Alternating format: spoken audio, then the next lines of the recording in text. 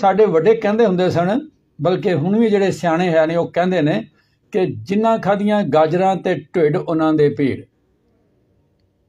ਇਹ ਕਿਉਂ ਕਿਹਾ ਜਾਂਦਾ ਹੈ? ਇਹ ਗੱਲ ਸਮਝਣੀ ਬੜੀ ਜ਼ਰੂਰੀ ਹੈ। ਇਨਸਾਨੀ ਜਿਸਮ ਜਿਹੜਾ ਹੈ ਇਹਦੀ ਹਰਾਰਤ ਦਾ ਸੂਰਜ ਦੀ ਤਮਾਜ਼ਤ ਨਾਲ ਬਹੁਤ ਜ਼ਿਆਦਾ ਔਰ ਗਹਿਰਾ ਤਾਲੁਕ ਹੈ। ਤੁਸੀਂ ਵੇਖਦੇ ਹੋ ਕਿ ਜਦੋਂ ਸਵੇਰੇ ਸੂਰਜ ਤਲੂ ਹੁੰਦਾ ਹੈ, ਅਸੀਂ ਉੱਠਦੇ ਹਾਂ ਤੇ ਸਾਡਾ ਜਿਸਮ ਬੜਾ ਚਾਕੋ ਚੌਬੰਦ ਔਰ ਚੁਸਤੋ ਤਵਾਨਾ ਹੁੰਦਾ ਹੈ। ਤੇ ਜਿਵੇਂ ਜਿਵੇਂ ਸੂਰਜ ਦੀ ਹਰਾਰਤ, ਉਹਦੀ ਹਿੱਦਤ, ਉਹਦੀ ਤਮਾਜ਼ਤ ਵੱਧਦੀ ਜਾਂਦੀ ਹੈ, ਇਨਸਾਨ ਦੇ ਅੰਦਰ ਵੀ ਕੰਮ ਕਰਨ ਦੀ, ਚਲਨ ਫਿਰਨ ਦੀ, ਉਹਦੇ ਜਜ਼ਬਾਤ ਦੇ ਅੰਦਰ, ਉਹਦੇ ਅਹਿਸਾਸਾਤ ਦੇ ਅੰਦਰ, ਉਹਦੀਆਂ ਸਰਗਰਮੀਆਂ ਦੇ ਅੰਦਰ ਵੀ ਇਜ਼ਾਫਾ ਹੁੰਦਾ ਜਾਂਦਾ ਹੈ। ਇਸੇ ਤਰ੍ਹਾਂ ਜਦੋਂ ਸੂਰਜ ਗਰੂਬ ਹੁੰਦਾ ਹੈ ਤਾਂ ਸਾਡਾ ਜਿਸਮ ਜਿਹੜਾ ਹੈ, ਇਹਦੇ ਆਜ਼ਾ ਜਿਹੜੇ ਨੇ ਇਹ ਵੀ ਸੁਸਤੀ ਦੀ ਤਰਫ ਚਲੇ ਜਾਂਦੇ ਨੇ। ਸਾਡਾ ਮੈਟਾਬੋਲਿਜ਼ਮ ਜਿਹੜਾ ਹੈ ਉਹ ਸਲੋ ਹੋ ਜਾਂਦਾ ਹੈ।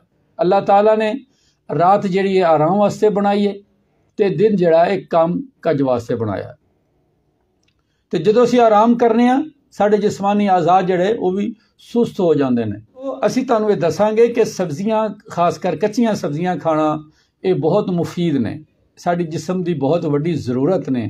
ਲੇਕਿਨ ਯਾਦ ਰੱਖੋ ਕਿ ਮੂਲੀ ਹੋ ਗਈ, ਗਾਜਰ ਹੋ ਗਈ, ਸ਼ਲਜਮ ਹੋ ਗਿਆ, ਇਹ ਹਮੇਸ਼ਾ ਦੁਪਹਿਰ ਤੱਕ ਸਾਨੂੰ ਚਾਹੀਦਾ ਹੈ ਕਿ ਅਸੀਂ ਮੂਲੀ ਖਾਣੀ ਹੋਏ, ਗਾਜਰ ਖਾਣੀ ਹੋਏ, ਸ਼ਲਜਮ ਖਾਣਾ ਹੋਏ, ਅਸੀਂ ਇਹ ਦੁਪਹਿਰ ਵੇਲੇ ਤੱਕ ਇਹਦਾ ਇਸਤੇਮਾਲ ਕਰ ਲੈਣਾ ਚਾਹੀਦਾ ਹੈ।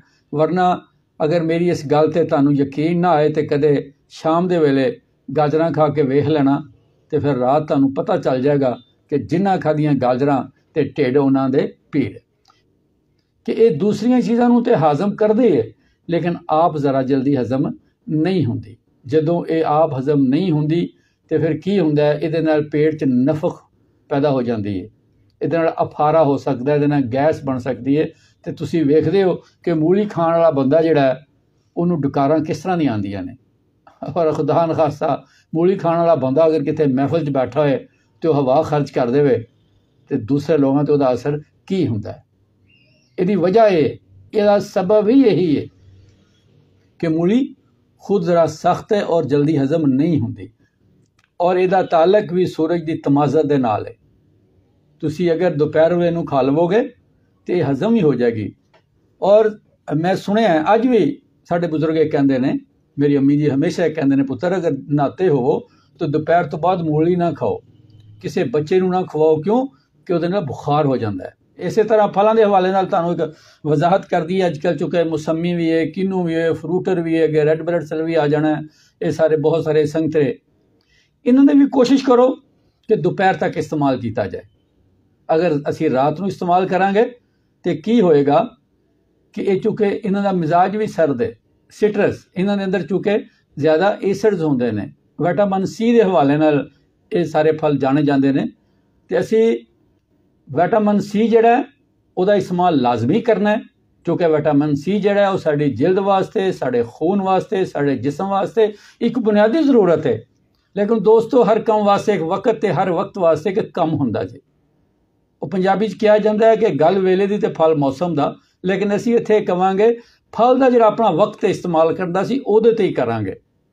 ਅਗਰ ਤੁਸੀਂ ਰਾਤ ਨੂੰ ਫਲ ਖਾਓਗੇ ਤੇ ਖੁਦਾ ਨ ਖਾਸਤਾ ਖਾਕਮੇ ਬਦਨ ਤੁਹਾਨੂੰ ਜ਼ੁਕਾਮ ਹੋ ਸਕਦਾ ਹੈ, ਤੁਹਾਨੂੰ ਖਾਂਸੀ ਹੋ ਸਕਦੀ ਹੈ, ਤੁਹਾਨੂੰ ਨਜ਼ਲੇ ਦੀ ਪ੍ਰੋਬਲਮ ਹੋ ਸਕਦੀ ਹੈ।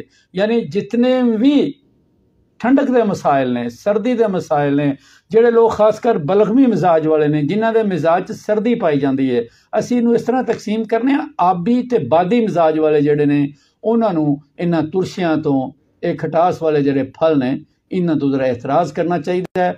ਅਗਰ ਤੁਸੀਂ ਇਸਤੇਮਾਲ ਵੀ ਕਰਦੇ ਹੋ ਤੇ ਦੋਸਤੋ, ਸੱਜਣੋਂ ਤੇ ਮੇਰੇ ਭਰਾਓ, ਕਾਲਾ ਨਮਕ ਤੇ ਕਾਲੀ ਮਿਰਚ ਪੀ ਕੇ ਰੱਖੋ, ਉਹ ਥੋੜ੍ਹਾ ਜਿਹਾ ਇਸਤੇਮਾਲ ਕਰੋ, ਇਹਦੇ ਉੱਤੇ ਲਾ ਕੇ ਖਾਓ। ਅਗਰ ਤੁਸੀਂ ਜੂਸ ਪੀਣਾ ਇਹਨਾਂ ਦਾ ਤੇ ਉਹ ਵੀ ਤੁਸੀਂ ਜੂਸ ਦੇ ਵਿੱਚ ਵੀ ਥੋੜ੍ਹਾ ਜਿਹਾ ਕਾਲਾ ਨਮਕ ਇਸਤੇਮਾਲ ਕਰ ਲਵੋ। ਉਹਦੇ ਨਾਲ ਹੋਏਗਾ ਕਿ ਜਿਹੜੀ ਇਹਨਾਂ ਦੀ ਠੰਡਕ ਹੈ ਉਹ ਕੁਝ ਬਿਹਤਰ ਹੋ ਜਾਏਗੀ, ਇਹਦੀ ਖਟਾਸ ਦੇ ਅੰਦਰ ਕੁਝ ਕਮੀ ਆ ਜਾਏਗੀ।